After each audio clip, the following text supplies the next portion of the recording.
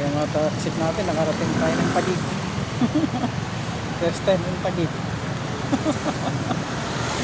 Grabe. Galing sa ano, galing Pasig. Papunta dito ng Taguig. Auto exit pa. Rider. Ang dating dito, wala na pumasok. Ang daming rider. Ayan. Grabe na. Auto exit na rin tayo pero pabalik na tayo ng ano. Pabalik tayo ng ano. South, Caloocan South, Bulacan. Yun, kahit doon lang tayo. Dito kasi mahuli tayo, napakahirap na. Mahuli tayo dito. Walang pumasok, ang dating, nakarating na lang eh. Quezon City, wala pang drop. Pasok na agad yung auto-exit eh.